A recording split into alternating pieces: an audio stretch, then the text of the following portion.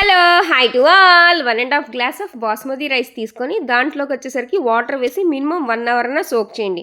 ఇంకొక గిన్నెలో ఆయిల్ వేసుకొని పలావుకి కావాల్సిన దినుసులన్నీ కూడా వేసుకొని పెద్ద ఆనియన్ స్లైసెస్ లాగా కట్ చేసి గ్రీన్ చిల్లీ కూడా కారం అంతా గ్రీన్ చిల్లీ ద్వారానే రావాలి, మీ కారానికి తగ్గట్టుగా యాడ్ చేయండి. పుదీనా కూడా వేసి మంచిగా ఫ్రై చేశాక 4 రకాల ఆకుకూరలు కట్టాలండి. మునగాకు, పాలకూర, తోటకూర అండ్ గోంగూర. పులుపు కూడా గోంగూర ద్వారానే రావాలి. మంచిగా పుల్లగా ఉన్నది గోంగూర తీసుకొని మీ కారానికి మీ టేస్ట్కి తగ్గట్టుగా యాడ్ చేసుకోండి. మంచిగా ఫ్రై చేశాక దగ్గరుండి ఫ్రై చేయండి. కొంచెం 2 స్పూన్స్ ఆయిల్ ఎక్కువే పడుతుంది. తర్వాత 1.5 స్పూన్ ఆఫ్ అల్లం వెల్లుల్లి పేస్ట్ ఫ్రెష్గా ఉన్నది రుబ్బి అది కూడా యాడ్ చేయండి.